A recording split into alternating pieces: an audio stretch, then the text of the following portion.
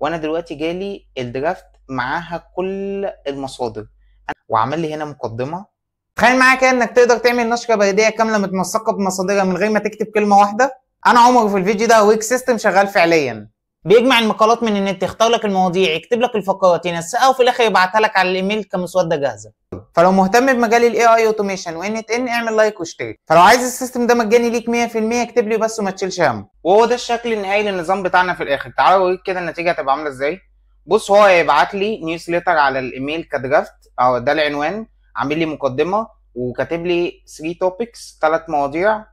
وبص عامل لي في الاخر خاتمه وكاتب لي كل المصادر اللي هو جاب لي منها المواضيع دي. طب تعالى كده، تعالى سيبك من ده بقى وتعالى نبنيه من اول الصفر. وكده كده هسيب لك السيستم ده مجاني، وكمان معاه كل الخطوات اللي انا هستخدمها هنا. بص، كل الخطوات اللي انا هستخدمها هسيبها لك كمان مع السيستم ده مجاني، علشان لو عايز السيستم مجاني تستخدمه او على طول، او لو عايز تبنيه واحده واحده معايا من الصفر.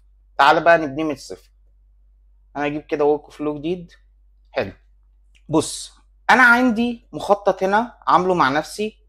اول حاجه في المخطط ده، انا عايز كل اسبوع، يعني ركز معايا كده، انا عايز كل اسبوع يتبعت لي نيوزليتر، يتبعت لي رساله بريديه على الايميل بتاعي كدرافت.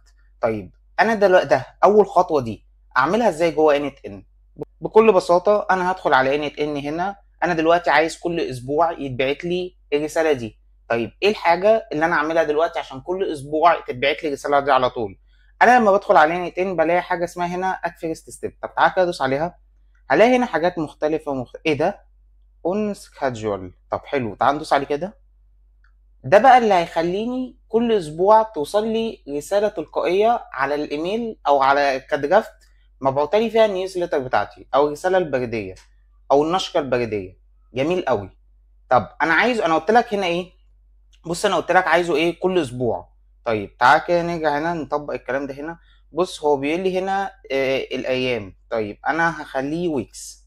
حلو. فهنا بقى ايه كل اسبوع. طيب تاني واحده هنا دي انا هسيبها واحده، انا عايزها ما بين كل اسبوع واسبوع تتبعت لي مره واحده. طيب ايه الايام اللي هتتبعت عليها؟ انا هسيبها ساندي عادي، انا هسيبها يوم الاحد. جميل قوي. وهنا بيقول لي ايه تريجر ات اور، انا هسيبها ميد نايت. ميد نايت دي اللي هي بتبقى بالليل، اللي هي الساعه 12 بالليل. جميل قوي. وتريجر ات مينت، انا هسيبها زيرو، يعني الساعه 12 بالظبط. جميل قوي. طيب ادي خطوه كده، اول خطوه كده تمت بنجاح. تعالى كده اشوف انا تاني خطوه راسمها في المخطط بتاعي ايه. البحث عن احداث الاسبوع الماضي. حلو. طيب انا هبحث عن احداث الاسبوع الماضي ازاي؟ ايه الحاجه هنا في ان ان اللي تخليني ابحث عن احداث الاسبوع الماضي؟ انا قلت لك هنا ايه لما قلت لك ايه الحاجات اللي احنا هنستخدمها؟ قلت لك انا هستخدم ان عشان ابني عليه النظام بتاعي، وهستخدم هنا اداه اسمها تافيلي. تافيلي دي هي اللي هتخليني اعمل ريسيرش، ان انا ابحث عن احداث الاسبوع الماضي. جميل قوي. طب تعالى ندخل كده على ان وادوس على علامه الزائد دي واكتب تافيلي. حلو، اهو ظهر لي اول حاجه. حلو. لو هو مش ظاهر عندك فانت محتاج تحدث ان واول ما تحدثه هتلاقي هنا معمول علامه مكتوب عليها انستول ولونها احمر هنا، هتدوس عليها هتلاقيه نزل عندك وكل حاجه بقت بسيطه. جميل قوي. فانا دخلت عليه، انا قلت لك عايز اعمل ايه؟ انا عايز اعمل بحث. طب انا قدامي 3 حاجات هنا، ايه اللي بيعمل فيهم بحث؟ اول واحده دي سيرش. جميل. هدخل هنا هيقول لي ايه؟ هيطلب مني اول حاجه، تعال نقرا كده وانت بيقول لي كريدنشال تو كونكت ويز. يعني ايه كريدنشال تو كونكت ويز كده؟ تعال ندوس كرييت نيو كريدنشال. طالب مني هنا حاجه اسمها اي بي اي. طيب اجيب الاي بي اي ده منين؟ بكل بساطه انا هدخل على الاداه اللي اسمها تافلي، هتبحث على tavily.com. اول ما تدخل على الاداه هتوصلها بالايميل بتاعك. التوصيل بالايميل هياخد معاك حوالي 7 ثواني ونص. جميل قوي. وبعد ما تدخل عليها هتلاقي هو ده اهو، شايف اهو الاي بي اي كيز، هو ده اللي هو عايزه منك. انا عندي اي بي اي هنا، ممكن اعمل واحد جديد او بكل بساطه اخد الاي بي اي ده بتاعي. بص اهو، شايف علامه الزائد دي؟ اروح دايس عليها كده، اكتب اسم الاي بي اي بتاعي وليكن مثلا نسميه انت ان،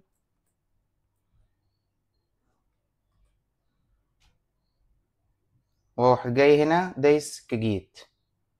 حلو، عمل لي اي بي اي جديد. بس عايز اقول لك حاجه، الاي بي اي ده عايزك تتعامل معاه اكنه باسورد، ما تدوش لحد خالص، يعني اوعى تدي الاي بي اي بتاعك لاي حد خالص. تمام. فانا الاي بي اي بتاعي هو عمله لي اسمه انت ان، اروح واخد كوبي كده واروح راجع لانت ان، حاطه هنا، اعمل له بيست. والدنيا هنا تمام، واروح دايس سيف، هتلاقي الدنيا تمام credential successfully connected، وكده الدنيا اتظبطت. حلو قوي.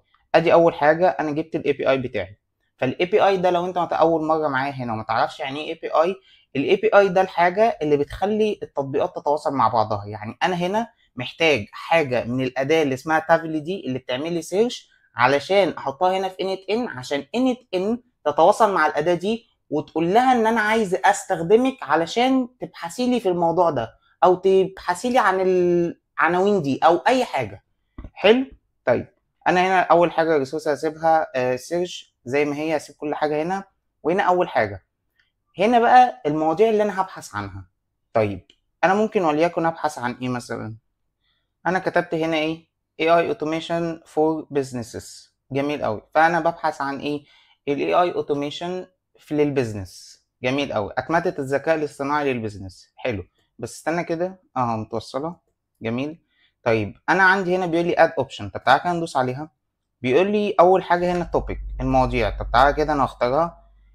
تعالى كده ادوس عليها مره كمان، جنرال نيوز فاينانس. طيب انا عايز يجي لي نيوز، انا عايز يجي لي اخبار، مش عايز الحكايه تبقى جنرال او عاميه. طيب تعالى كده ندوس اد اوبشن تاني. ايه ممكن اختار ايه كمان. تعالى هات لي ماكس ريزلت دي. بص هنا بيقول لي ايه ماكس ريزلت دي، ده الحد الاقصى للنتائج اللي ممكن تجي لك. فهي موجوده هنا 5، بس انا هخليها 3 عشان ايه ما اعملش بحث طويل. فهي 3 كويسه. حلو. بيقول لي ايه التايم رينج. طيب التايم رينج دي لو دوست عليها هنا، بص كاتب لي ويك مانث يير، فهو هيبحث لحد قد ايه من فتره فاتت. انا بص لو جيت وريتك المخطط اللي انا كنت عامله، تعالى كده هنا. بص انا قايل لك ايه في الحته دي، انا عايز البحث عن احداث الاسبوع الماضي. تعالى كده، يعني انا عايز دلوقتي يبحث عن احداث الاسبوع الماضي بس. طيب انا هعملها ازاي دي في انت ان. فانا هختار ويك. جميل جميل. تعالى كده نعمل اكسكيوت ستيب. حلو قوي اهو، طلع لي النتيجه وجاب لي اليو ار ال، اللينك اللي جاب منه المصدر، جاب لي العنوان، جاب لي الكونتنت، المحتوى. بص هنا عايزك تركز على حاجه هنا اسمها رو كونتنت. بص هو ما جابليش حاجه ليها هنا، عايزك تركز على الحته دي عشان قدام شويه هوريك حاجه هتعجبك قوي. بص كده، واهو تاني واحد اهو جاب لي ايه. هو دلوقتي المفروض يكون جاب لي 3 مواضيع. ادي اول واحد، ادي تاني واحد، ادي تالت واحد. جميل قوي. وبرضه عايزك تركز على حته الرو كونتنت دي، لان هو ما جابليش هنا حاجه في الرو كونتنت. ليه؟ لان انا ما قلتلوش يجيب لي. طب ايه الرو كونتنت دي؟ هفهمك كمان شويه هتعجبك قوي. طيب تعالى كده الخطوه اللي بعدها. انا لما كنت عامل تعالى بس عايزك تثبتها. نثبتها ازاي؟ بكل بساطه تدخل عليها وهتلاقي هنا عندك علامه شبه الدبوس. العلامه دي اسمها بن. حلو قوي. فانا اعمل بن ازاي؟ انا هدخل على البن دي هنا وبكل بساطه هدوس عليها كده، هتروح مثبته لي الحاجات دي، مثبته لي البيانات بتاعتي. فانا دلوقتي ما بقتش محتاج كل شويه اعمل اكسكيوت ستيب واخليه يروح يعمل ريسيرش تاني واضيع وقت من اول وجديد. لا خلاص، انا اول ما بدوس على البن دي بيثبت البيانات عندي، بتبقى عندي على طول، ومبقاش محتاج كل شويه اروح ادور عليها من اول وجديد. جميل. طيب تعالى نرجع. تعالوا نشوف كده المخطط اللي انا كنت عامله. انا عايز اعمل انشاء العناوين والمواضيع. حلو. طب انا عايز اعمل هنا انشاء العناوين والمواضيع. مين اللي هيعمل لي انشاء العناوين والمواضيع؟ شات جي بي تي او اي موديل، اي اي اي ايجنت. طيب تعالى كده ندوس هنا على علامه الزائد دي وابحث على حاجه اسمها اي اي ايجنت. اهي ظهرت لي اهي الاي اي ايجنت. جميل. حلو. تعالى كده اخرج منها. طيب الاي اي ايجنت ده عشان يشتغل بص هتلاقيه هنا محمر. طيب هو عايز اول حاجه الشات موديل بتاعه، المخ اللي هو هيعرف يفكر بيه او يعمل بيه المواضيع او العناوين او كل الحاجات دي. فانا هدوس على علامه الزائد هنا دي. حلو قوي. فانا دلوقتي عندي موديلز كتير جدا. انا اول ما دوست على علامه الزائد لقيت موديلز كتير جدا. هروح مختار حاجه اسمها، انا كل مره بختار اوبن اي اي اللي هو يعتبر تشات جي بي تي. جميل قوي. انا النهارده هختار اوبن راوتر. جميل. حلو. طب انا لما دوست هنا على اوبن راوتر هيطلب مني اول حاجه برضو كريدنشال تو كونكت ويز. جميل. هروح دايس هنا كريت نيو كريدنشال واروح جاي هنا عايز مني الاي بي اي. طيب انا ما اعرفش الاي بي اي ده بيتجاب منين. هروح دايس هنا على اوبن دوكس. اوبن دوكس دي هتفهمني كل حاجه، هي بالانجليزي بس عادي انا ممكن اوديها لشات جي بي تي دلوقتي ويترجم لي كل حاجه واساله اي سؤال. هو بيقول لي دلوقتي عشان اجيب الاي بي اي بيقول لي هنا اعمل حساب او اعمل اكونت على اوبن راوتر. طب تعالى كده، انا بالفعل عندي اكونت على اوبن راوتر. انت لو ما عندكش اكونت هتوصله بالايميل بتاعك وهتبقى الدنيا تمام. طيب تعالى كده نشوف تاني خطوه. بيقول لي هتفتح صفحه اسمها API keys. طيب تعالى كده افتحها، ده بعد ما تعمل حساب. جميل. هيقول لي هنا بص كرييت API key. جميل. فانا هدوس كرييت API key واروح مديله مثلا اي اسم init واروح دايس هنا كرييت، اروح مطلع لي الاي بي اي بتاعي ده. وزي ما قلت لك الاي بي اي ده ما تدوش لحد، انا الاي بي اي ده همسحه قبل ما انزل فيديو. طيب تعالى نرجع لانت ان واديله الاي بي اي. تمام. وادوس سيف اهو credential successfully connected.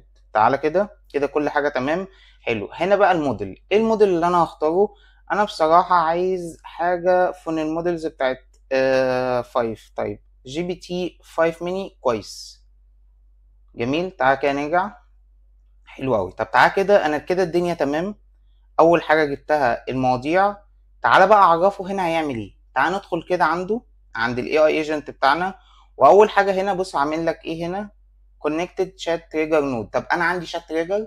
انا ايه التريجر بتاعي؟ انا التريجر بتاعي سكادجول هنا، تريجر بتاع مواعيد. طيب انا ما عنديش تريجر بتاع شات، فانا دي هغيرها واخليها ديفاين بلو. انا اللي هقول له السيستم بتاعي. انا يعني الامر بتاعي مش هيجي من شات، هيجي هنا من انا اللي هعرفه له هنا. طيب هيظهر معايا اول حاجه هنا اسمها يوزر مسج. فانا يوزر مسج دي هكتب فيها ايه؟ انا هدوس هنا على اكسبريشن دي. حلو قوي. واروح داخل هنا عليها. دلوقتي انا فين؟ انا في اليوزر مسج. جميل. حلو. انا المفروض ايه اول حاجه اكتبها له؟ انا المفروض لو همشيها معاه خطوه بخطوه هكتب له مثلا ارتكل 1 المقال الاول، واروح جايب له هنا مثلا اليو ار ال، جايب له ده جايب له اليو ار ال ده اللي هو اللينك، جايب له هنا التايتل، جايب له هنا فين، جايب له الكونتنت اهو. ادي الكونتنت. وافضل معاه ماشيه معاه خطوه بخطوه، وانا وهو كده ماشيين خطوه بخطوه. طيب انا مش عايز اعمل كده، انا عايز اديله كل اللي خرج من هنا، كل الاوتبوت اللي خرج من النود اللي قبلها اللي جه في هيئه ريسيرش. طيب اعمل ازاي كده؟ بكل بساطه انا قايل لك هسيب لك الخطوات كلها هنا في المكان ده. فانا عندي اول ايجنت ده انا هسميه دلوقتي اصلا بلاننج ايجنت، اللي هو الايجنت اللي هيخطط كل حاجه. وهكتب له هنا في اليوزر مسج الكلام ده. حلو. وهسيب لك كل الكلام ده، يعني هسيبه لك كل الكلام ده مجاني ليك 100%. حلو. فانا هكتب له الكلام ده هنا. حلو. هتلاقيه خرج لي كل الحاجات اللي انا محتاجها من النود اللي قبلها. طلع لي كل حاجه بتاع التلاتة ريسيرش، بتاع التلات حاجات اللي جولي من ورا التلات مواضيع. طب جميل قوي. بص ادي هنا كل حاجه خارجه.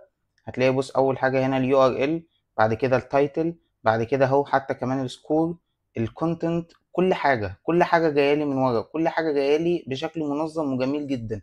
لان هنا انا مش هديله حاجات كتير متفرطه، يعني مش هبعت له حاجات هنا كتير متفرطه. ليه؟ لان انا لما اديله كل الحاجات دي هنا وافضل اديله كل شويه حاجه متفرطه، هو دلوقتي هيلاقي حاجات كتير جايه له هيتوه ما بينها. لكن لما اديهم له كلهم في هيئه شكل واحد، في هيئه تكست واحد او نص واحد، هيعرف يتعامل مع البيانات دي اسهل بكتير. طب تعالى كده نخرج ونشوف كده هنعمل ايه. تعالى كده هنا عند اد اوبشن. انا المفروض هنا عندي حاجه اسمها السيستم مسج. السيستم مسج دي لما ادوس عليها انا بقى دلوقتي ههيئه، هشكله على مزاجي، هعرفه ايه مهامه، هعرفه ايه الارشادات اللي هو لازم يتبعها، هعرفه كل حاجه. طب تعالى كده اعرفه مهامه. انا ادوس على حاجه هنا اسمها اكسبريشن. بعد ما ادوس عليها هدخل عليه هنا كده من السهم اللي تحت هنا كده، واروح ماسح الكلام ده كله وضايف له الكلام ده. نفس الكلام ده برضو جبته منين؟ جبته من المكان اللي هسيب لك فيه كل الحاجات دي اهو. السيستم مسج هسيبه لك، واسيب لك كمان اليوزر مسج. تعالى كده نرجع لانت ان. فانا دلوقتي بعرفه هيعمل ايه. طيب الكلام ده معناه ايه؟ تعالى كده نروح نبحث عن الترجمه. بكل بساطه انا هروح دلوقتي في جوجل وابحث عن ترجمه جوجل. طيب فين ترجمه جوجل؟ حلو. تعالى كده اعمل ده بيست هنا ونبحث. انا بقول له ايه؟ بقول له انت خبير في تخطيط النشرات الاخباريه، ستتلقى 3 مقالات من الاسبوع الماضي اللي احنا بحثنا عنهم. جميل. مهمتك هي اختيار عنوان مبتكر وممتع بالاضافه الى المواضيع الرئيسيه لهذه النشره. التعليمات ايه؟ يجب أن تكون النشرة سلسة وغنية بالمعلومات وشاملة. يجب أن تتراوح المواضيع بين 3 و5 كلمات. طيب تعالى كده ارجع له. حلو، جميل جدا. أنا قلت لك هنسميه إيه؟ تعالى أنا بص كاتب لك هنا هسميه planning agent. طيب تعالى كده ناخد ده كوبي واسميه planning agent. ادي كده سميته planning agent. تعالى كده بقى ادوس execute step. هيظهر معايا دلوقتي مشكله اوريك هنحلها ازاي. بص خرج لي ايه؟ خرج لي عنصر واحد. طيب تعالى كده ادخل عليه. دلوقتي هو لما خرج لي عنصر واحد انا عايز العناصر دي، يعني هو بص خرج لي اهو العنوان جميل قوي حلو، وخرج لي بص اهو انترو حلو برضه. بس انا عايز الحاجات دي، انا عايز افكها عن بعضها. انا مش عايز الحاجات دي بص هي خارجه لي كلها كعنصر واحد، انا مش عايزها خارجه كعنصر واحد، انا عايز افكك الحاجات دي عن بعضها. طيب انا هحدد له ازاي ان انا عايز افكك الحاجات دي عن بعضها؟ انا هفعل هنا حاجه اسمها require specific output format. اول ما افعلها هنا هيظهر حاجه جديده هنا تحت اسمها output parser. هروح دايس عليها جميل قوي، هروح مخرجني وجايب لي 3 اختيارات هنا. فانا هدوس على تالت واحده دي وهدوس structured output parser. هروح دايس عليها وهيجيب لي اول حاجه فوق هنا generate from JSON example. فانا هغيرها واخليها define using JSON schema. هتفهم دلوقتي ايه اللي هيحصل. تمام، وهيظهر لي كود هنا. تمام، انا مش عايزه، انا همسحه كده. حلو، واروح راجع للمصدر بتاعنا واروح جايب الكلام اللي هنا ده، شايف ده؟ اروح واخده كده كوبي. تمام، واروح رايح ل ان تاني واروح اعمل له بيست هنا. جميل، تعالى كده اوريك ايه الفرق. انا بص اتضاف عندي حاجه جديده هنا، تعالى كده اعمل execute work flow. هتشوف دلوقتي ايه الفرق.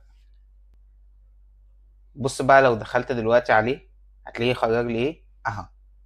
شايف التايتل والثري توبكس الثلاث مواضيع خرج لي اهو. بص التايتل هنا لوحده متقسم لوحده يعني في مكان لوحده جميل قوي، والثلاثه توبكس بتوعنا الثلاث مواضيع بتوعنا. طيب حلو قوي جميل جدا. بس انا برضو خارج لي الثلاثه، يعني انا خارج لي الثلاث مواضيع الثري توبكس هنا في ايتم واحد في عنصر واحد. طب انا دلوقتي عشان اقسمهم لثلاث عناصر، بص هنا تعالوا نرجع للمخطط اللي انا كنت عامله. انا هنا بعد ما عملت المواضيع بتوعي انشأت المواضيع بتوعي بالايجنت اللي انا سميتها بلاننج ايجنت. انا تخرج لي 3 مواضيع. طيب انا قبل ما ابحث عن احداث المواضيع دي تاني في الاسبوع الماضي عايز اقسمهم. يعني انا دلوقتي عايز اقسم ال3 مواضيع دول عشان انا هبحث عنهم تاني. جميل، بس انا عايز اقسمهم الاول. طيب اقسمهم ازاي؟ انا هرجع ل ان هنا. جميل، طيب انا هحل المشكله دي ازاي ان هو مخرج لي عنصر واحد وانا عايز 3 عناصر عشان ابحث عنهم؟ انا بكل بساطه هدوس هنا على علامه الزائد دي وابحث عن حاجه اسمها سبليت اهي، سبليت اوت. ماشي، سبليت اوت دي انا عايز اخلي العنصر الواحد اللي خارج لي من ورا ده، العنصر اللي جاي لي اللي هو جاي لي 3 توبكس بس هم جايين لي كعنصر واحد تحت مسمى ايه اوتبوت. انا عايز اخدهم كده واخليهم 3 عناصر. حلو، اروح جايب شايلهم من هنا كده دايس عليهم دوسه مطوله وحاططهم هنا. جميل قوي، واروح دايس هنا اكسكيوت ستيب. بعد ما ادوس اكسكيوت ستيب اهم بقوا 3 عناصر. حتى بص هو كتب لي هنا ايه 3 ايتمز. جميل جدا جميل قوي. طيب ايه الخطوه اللي بعدها؟ الخطوه اللي بعدها هبحث عن تافلي تاني. طب تعالى كده ادوس على علامه الزائد وابحث عن تافلي تاني اهو. ادي تافلي، وانا برضو هدوس على سيرش.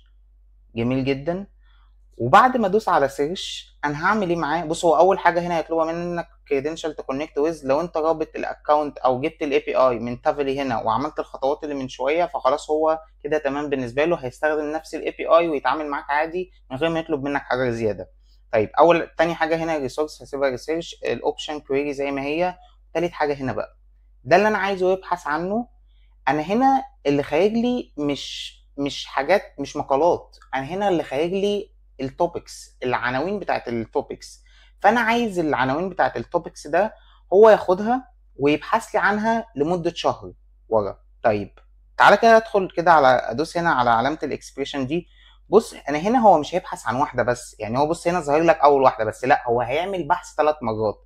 ازاي؟ بص كده، شايف السهم هنا ده اللي على اليمين اللي تحت ريزلت؟ انا لو دوست عليها هتلاقيها بتتغير، دوست تاني هتلاقيها بتتغير، مش هينفع ادوس تالت لان هو خلاص جاب لي ال3 نتائج اللي هو يبحث عنهم، فهو هيبحث 3 مرات. جميل قوي. طيب تعالى كده ادوس اد اوبشن. انا ممكن ادوس ايه كمان؟ تعالى تايم رينج، انا قلت لك هخليه يبحث عنها لمده شهر فات، فانا هجيب شهر. وايه كمان؟ فين الرو كونتنت؟ اهو انكلود رو كونتنت، ده اللي انا قلت لك عليه من شويه. تعالى كده ارجع لك اوريك حاجه، قلت لك تعالى هوريك حاجه هتعجبك قوي. لا مش هنا، بص هنا لما كنت هنا جبت لك ايه؟ قلت لك هو مش هيطلع لي رو كونتنت. ليه؟ بص كده ما طلعليش رو كونتنت لان انا ما كنتش مفعلها، بس انا دلوقتي فعلتها. طيب ايه الرو كونتنت ده؟ انت هتشوفه دلوقتي، بس قبل ما تشوفه ايه هو، هو دلوقتي لما يجيب لي يعمل لي سيرش او يعمل لي بحث يعمل لي الكلام ده، انا عايز المصدر ذات نفسه. يعني هو دلوقتي جاب ارتكل او جاب لي مقال ولخصه وطلع لي كل الحاجات المفيده منه، بس انا عايز الارتكل ذات نفسه، يعني انا عايز المصدر اللي هو بحث فيه او عمل منه سيرش او لخصه. فانا هروح جاي هنا دلوقتي وقايل له ايه؟ افعلها دي. حلو. طب قبل ما افعلها تعالى كده اعمل كذا حاجه. انا عايز اثبت ده، انا عايز اثبت النتيجه اللي جات لي من هنا دي. انت خلاص فهمت ايه البن؟ البن دي هي اللي بتثبت البيانات عشان مش كل شويه نعمل اكسكيوت ستيب من اول وجديد. واجي هنا برضو اثبتها كده، انا مثبتهم كلهم. قبل بس ما اعمل تعالى نسمي ده، انا هسمي مثلا ده اول بحث، هسميه وليكن مثلا ايه؟ البحث الاولي. ماشي، انا سميته اهو، ده معناه initial research، البحث الاولي. وتاني واحد هنا ده تعال واسميه مثلا هنا وليكن اها research topics، لان ده ايه؟ ده اللي بيبحث عن المواضيع. جميل قوي. تعالى بقى كده هنا وتشوف بقى ايه الفرق دلوقتي. بص لما ادوس execute step، بص هيطلع لي ايه هنا؟ هيطلع لي الرو كونتنت، المحتوى الاصلي، المحتوى بتاع المقال الاصلي اللي هو جايبه. يعني هو مش مطلع لي المقال بس، هو جايب لي المحتوى ذات نفسه. بص اهو طلع لي نتائج اليو ار ال، التايتل، الكونتنت، وهو ادي اهو الرو كونتنت. ده الارتيكل ذات نفسه او المحتوى الخام ذات نفسه اللي هو جاب لي منه الملخص. طيب بص برضو اهو اليو ار ال، التايتل، الكونتنت، الرو كونتنت، المحتوى الخام ذات نفسه. حلو أوي. أنا دلوقتي بعد ما جبت التوبكس وبقى عندي 3 عناصر، أنا هضيف AI agent تاني. طيب تعالى كده أوريك هنضيف ال AI agent ده ليه وهنستخدمه في إيه. شايف علامة الزائد دي؟ أنا هدوس عليها وأكتب في البحث بكل بساطة AI agent. أدي AI agent. جميل أوي. هتلاقي أول ما تدخل هنا، أنا فهمتك دي من شوية بتاعت connected chat trigger node. أنا مش عندي شات فأنا هخليها define flow. وتعالى بس ارجع كده اوريك حاجه. بص هتلاقيه احمر هنا. طيب احمر ليه؟ عشان هو عايز تشات موديل، عايز مخ يفكر بيه. طب هو انا مش كنت جايب من شويه هنا تشات موديل اسمه اوبن راوتر؟ عادي انا لو هستخدم نفس الموديل ممكن اوصلهم الاتنين ببعض واخلي ده يستخدم نفس الموديل اللي ده بيستخدمه بكل بساطه، مش هيحصل اي حاجه. طيب تعالى كده ادخل عليه واسميه مثلا وليكن section writer agent. حلو، ده اللي هيبقى مسؤول عن الكتابه. طيب تعالى كده، اول حاجه عندي هنا في البرومت، انا هنا لازم اديله البرومت بتاعه اليوزر مسج بتاعته. طيب تعالى كده دوس على اكسبريشن وهتلاقي سهم هنا تحت اكسبريشن، دوس عليه. انا دلوقتي عايز اديله اليوزر مسج بتاعته. طيب اديها له ازاي؟ نفس المكان اللي انا هسيب لك فيه الخطوات اللي انت هتعمل فيها الكلام ده. بص اهو القسم بتاع السكشن رايتر ايجنت، ادي اليوزر مسج بتاعته. انا هروح ناسخها هنا من هنا. حلو قوي كده، واروح راجع لانت ان واروح اعملها بيست هنا. جميل. بص شايف هنا لو خدت بالك هتلاقي التوبيك لونها احمر. طب ليه لونها احمر؟ عشان مش نفس الاسم اللي مكتوب هنا. تعالى بس كده امسحها وبكل بساطه شايف الكويري اللي هنا ده، اروح دايس عليه هنا كده وحطه كده هنا. هتلاقي بص الدنيا بقت احسن كتير. بص بقت خضرة وكل حاجه تمام. وهسيب لك الكود ده اللي هو هيجيب لي الريسيرش بتاع هنا كله، هيجيب لي كل البحث على فكره. انا ممكن دلوقتي اضيف اليو ار ال ده هنا، واروح جايب التايتل حاطه هنا، واروح جايب الكونتنت نفس الكلام حاطه هنا. بس انا زي ما فهمتك لو انا اديت له المحتوى كله في هيئه تكست واحد، هو هيعرف يتعامل معاه بشكل احسن بكتير. بص هو هنا واخده كله في هيئه تكست واحد منفصل عن بعضه، وكل حاجه فيه منظمه. طيب لو انا فضلت اديله كل الحاجات دي كده وابعتها له واقول له اتعامل بقى انت معاهم، هو هيتوه في كل الحاجات دي. فان انا اديله الشكل البسيط ده هيعرف يتعامل معاه بطريقه احسن. وانا كده كده هسيبهولك في نفس المكان هنا. طب تعالى كده، انا جاي هاجي هنا عند تاني حاجه الا وهي السيستم مسج. السيستم مسج دي انا لما اجي ادوس عليها، يعني انا دوست دلوقتي اد اوبشن وادوس على السيستم مسج، هدوس على حاجه هنا اسمها اكسبريشن. جميل. ادخل هنا على السيستم مسج وهلاقي هنا بيقول له يو ار هيلبفول اسيستنت. انا همسح دي مش محتاجها. جميل قوي. وهرجع لنفس المصدر بتاعي واروح جايب له هنا، شايف السيستم مسج ده، اروح جايب هنا ده كله واروح واخده كوبي، بس هو لحد هنا كده. جميل قوي. واروح راجع عامل له بيست هنا. جميل. طب الكلام اللي انا كاتبه له ده معناه ايه؟ معناه بكل بساطه تعالوا نروح نبحث. انا دلوقتي جيت هنا عند ترجمه جوجل وببحث، فانا بقول له ايه؟ انا كاتب له اوفر فيو، النظره العامه. بقول له انت كاتب محترف الاقسام للنشرات الاخباريه، مهمتك الوحيده كتابه قسم مستقل من النشر. هتفهم يعني ايه الكلام دلوقتي. التعليمات: اكتب دائما عنوانا واضحا للقسم متبوعا بمحتوى القسم، لا تكتب عنوانا عاما او مقدمه او خاتمه. فاهمني؟ طيب اكتب باسلوب احترافي وجذاب يناسب النشرات الاخباريه التجاريه. اذا كنت تستشهد بمعلومات او بيانات او اقتباسات فيجب عليك ذكر مصادرها. ذكر مصادرها. انت طبعا شفت في اول الفيديو ان هو جايب لي مصادر كل حاجه.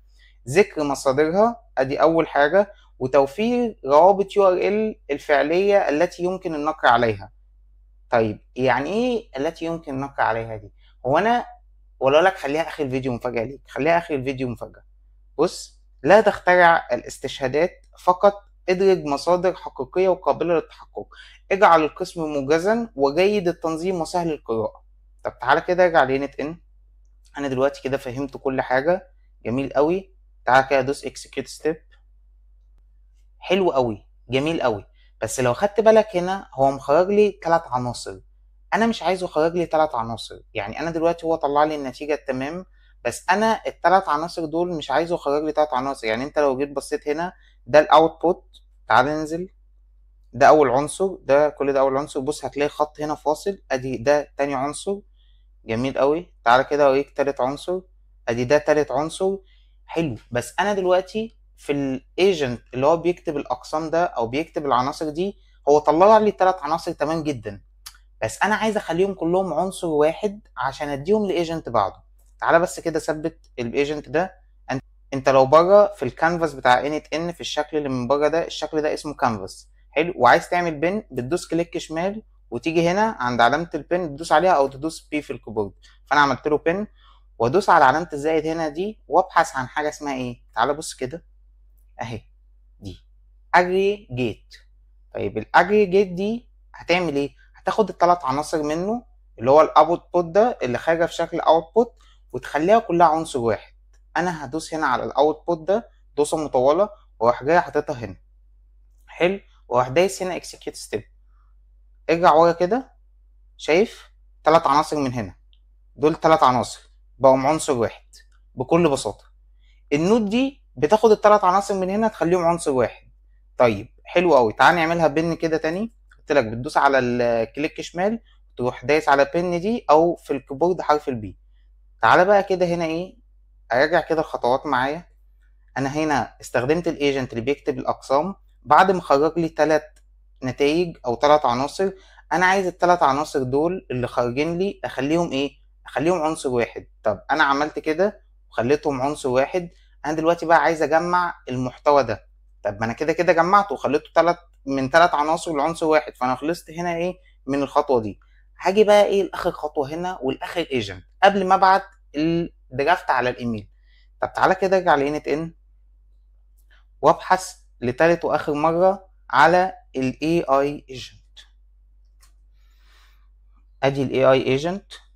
تعالى كده انا قلت لك هنحول دي من connected chat trigger node ل define flow.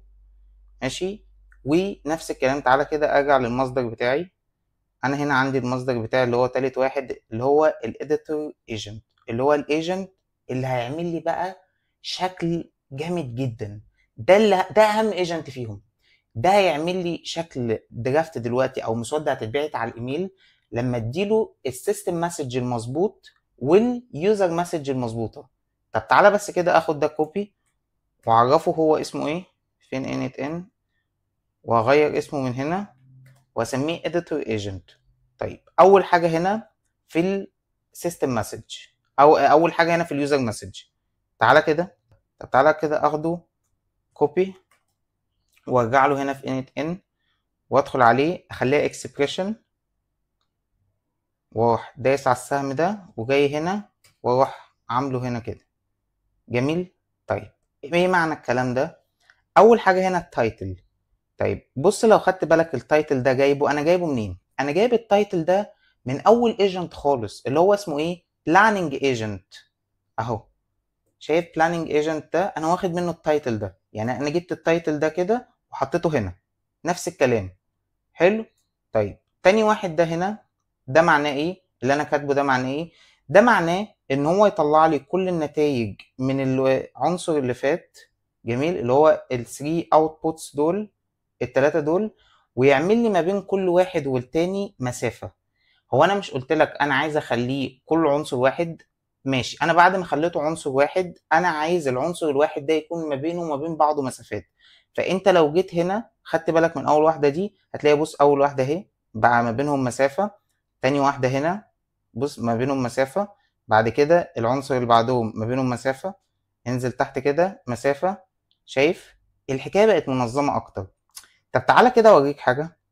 طيب تعالى كده امسح الكلام ده اللي هنا ده، تعالى كده امسح الكلام اللي انا كاتبه له ده. ماشي. واديله الاوتبوت اللي خارج من هنا وبص ايه الفرق. بص هو عمله لي هو زي ما هو، بس تعالى كده انزل تحت. بص كده شايف المفروض ده عنوان. حلو. بص لازقه في الفقرة اللي بعدها، لازق العناوين، لازق الحاجات في بعضها. طب شايف هنا بص اسم بي اسم بي اس دي. تعالى كده لما امسحه ده، امسح ده واوريك حاجة تاني واكتب له الكلام اللي انا كاتبه. بص لو نزلت تحت، انا بس عايز اوريك الاختلاف. بص شايف ادي ده العنوان ونازل تحته بالنتائج اهو، وعامل لي الحكايه بشكل منظم جدا، بشكل منظم جدا. طيب انا كده ده كده كده هسيبهولك مجاني ليك 100%. هاجي هنا عند تاني حاجه الا وهي السيستم مسج. طيب ايه السيستم مسج ده؟ تعالى بس اخده كوبي، لا لحد هنا كده، ماشي، لحد الحته دي بتاعت ابوف، اروح واخده كوبي ويرجع لانت ان خارج منه من اليوزر مسج، واروح جاي هنا عند اد اوبشن وجاي عند السيستم مسج هنا وداخل عليها واروح ماسح دي. جميل. واروح في السيستم مسج بتاعتي. حلو. طيب السيستم مسج دي انا شارح له فيها كل حاجه، كل حاجه بالتفصيل، يعني من الالف للياء. كده كده هسيبهولك مجاني ليك 100%، فانت تقدر تستخدمه وتمشي معاه خطوه بخطوه، او انك تعمل حاجه تانية وانت تاخد الاي اي ايجنت على الجهاز. بس انا بنصحك تمشي معاه خطوه بخطوه وتعمل كل الخطوات دي. طيب تعالى كده ارجع واوريك حاجه بسيطه واعمل هنا اكسكيوت ستيب، وهيظهر معايا المشكله اللي حصلت في اول اي اي ايجنت. شايف؟ لا دي اول مشكله ثانيه. ده بص اول حاجه هو بيقول لي ان هو مش متوصل بمخ، هو ما عندوش مخ. طيب تعالى كده، انا الاي اي ايجنت ده ما اديتلوش مخ، انا ممكن اديله نفس المخ اللي هو اوبن راوتر. بس انا عامل هنا في اوبن راوتر بص عامل اني موديل. لو بصيت معايا هنا هتلاقي ايه؟ اوبن اي اي جي بي تي 5 ميني.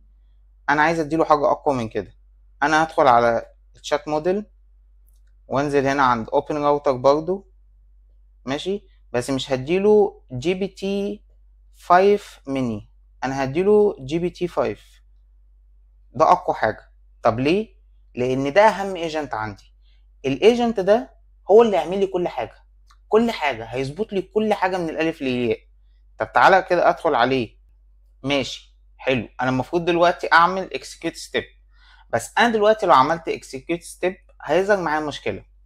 ايه المشكله دي؟ ان هو خرج لي المحتوى ده كله مره واحده، وهو لو خرج لي المحتوى ده كله مره واحده انا هيبقى عندي مشكله بسيطه. انا وانا ببعت الدرافت او ببعتها على الايميل انا محتاج عنوان جميل، ومحتاج محتوى، محتاج كونتنت، يعني انا محتاج سبجكت وكونتنت، محتاج محتوى، محتاج عنوان ومحتوى.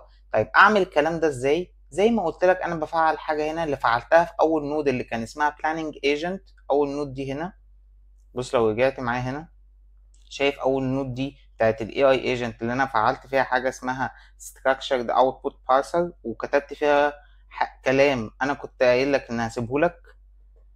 تعالى كده هنا انا هفعلها من هنا، اجي هنا عند require specific output format ادوس عليها، هيظهر مني هنا output parser، اروح دايس عليها برضو، اروح جايلي تلات هنا اختيارات، هجيب اخر واحد اللي هو structured output parser، ونفس الكلام هغيرها من هنا من generate ل define using JSON schema، واروح ماسح كل الكلام ده، واخد كل الكلام ده من هنا مسحه، متأكد انك مش كاتب ولا حرف، وتروح جاي على الملف اللي انا هسيبهولك وهتلاقي هنا structure output parser. انا هنا بطلب منه ايه؟ بطلب منه ان هو يطلع لي subject حلو ويطلع لي content اللي انا فهمته له. بص كاتب له هنا تحت required subject and content، يعني هو لازم يطلع لي عنوان ولازم يطلع لي محتوى. طيب تعال كده اخد ده كوبي واروح اعمل له بيست هناك كده، الدنيا مظبوطه. هيطلع لي subject عشان اعرف ابعته في الايميل، لان لما يطلع لي دلوقتي الاوتبوت هتفهم بالظبط ايه اللي انا عملت كده. تعالى بقى هنا ادوس execute step واوريك ايه النتائج اللي هتطلع وافهمك انا ليه عملت كده. بص عمل ايه؟ هخرج لي اللي انا قلت لك عليه بالظبط. انا قلت لك عايزه يخرج لي subject، عايزه يخرج لي عنوان، وعايزه يخرج لي content هيتبعت في الايميل. طيب ده جميل جدا، وادي خرج لي الكونتنت اهو. وتعالى اوريك هنستخدمه ازاي. حلو قوي قوي قوي. تعالى اعمل بس ده بن، وادوس هنا على علامة الزائد دي، وابحث عن نود اسمها جيميل. طيب انا اول ما ادوس على الجيميل دي هيظهر معايا حاجات كتير جدا. انا عايز اعمل ايه؟ انا عايز ابعت درافت، فانا ادور هنا عند كرييت درافت اللي هو هنشئ مسودة. جميل. هيطلب منك اول حاجه هنا بص كريدنشال تو كونكت ويز، هتدوس عليها، هتدوس هنا كرييت نيو كريدنشال. اول ما تدوس عليها من جوه هيظهر لك ساين ان ويز جوجل، هتروح موصلها بالايميل بتاعك بكل بساطه، فدي بسيطه جدا. تاني حاجه هنا الريسورس درافت، هسيبها زي ما هي درافت. الاوبريشن كرييت، ايوه انا عايز اعمل درافت. تعالى بقى بص، بص هنا الاوتبوت خرج لك ازاي؟ خرج لي هنا سبجكت وخرج لي كونتنت. طيب تعالى نرجع كده لحاجه بسيطه. انا لو ما كنتش فعلت الخاصيه دي وكتبت له انا عايز ايه وعرفته هنا ان انا عايز سبجكت وعايز كونتنت، انا عايز عنوان وعايز محتوى، كان الاتنين دول هيخرجوا لي مع بعض. انا كان هيخرج لي الاتنين دول لازقين في بعض في مكان واحد، كلهم في محتوى واحد. ما كنتش هعرف اتعامل، ما كنتش هعرف احط ايه هنا في السبجكت. فانا دلوقتي خرج لي سبجكت قوي جدا، هحطه هنا كده، وخرج لي كونتنت، اروح واخده حاطه هنا في المسج. بس انا عايز اقول لك حاجه، انا مش هسيبها هنا تكست. ليه مش هسيبها تكست؟ انا هخليها هنا HTML.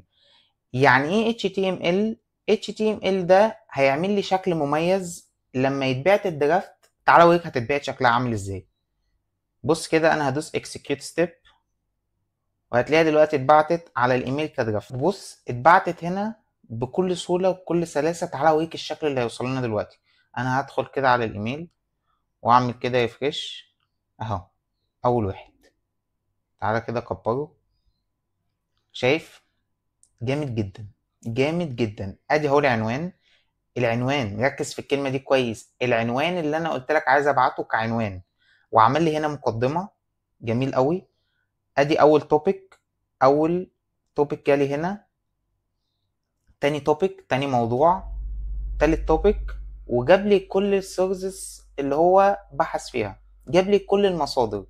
طيب وادي الخاتمه هنا، عمل لي هنا خاتمه، والدنيا قوي جدا. طيب انا قلت لك من شويه افهمك يعني ايه HTML. HTML بكل بساطه، يعني عشان ما ندخلش في تفاصيل كتير، الشكل بتاع الدرافت ده، الشكل بتاع الايميل اللي جاي لي، شايف الشكل ده ذات نفسه، التصميم هو ده ال HTML. احنا ممكن ال HTML ده نخليه او نخلي شكل الايميل كدرافت قوي جدا بشكل يعني خرافي، بس الفيديو هيطول مننا عن كده كتير. انا دلوقتي عايزين نعمل حاجه بسيطه، وانا دلوقتي جالي الدرافت معاها كل المصادر. انا دلوقتي لو دوست على اي مصدر من هنا هيدخلني عليه، بص كده. طيب فاكر لما قلت لك واحنا بقرا الارشادات اللي انا بديها له لازم تبعت لي المصادر، ولازم المصادر دي تبقى قابله للنقر؟ طب اهو انا دوست عليها وهي قابله للنقر، وادوس عليها كده هيدخلني على المصدر. ادي اهو المصدر اللي هو جاب لي منه النتائج. حلو، ده المصدر اللي هو جابه. طب تعالى كده ندخل على اي مصدر تاني.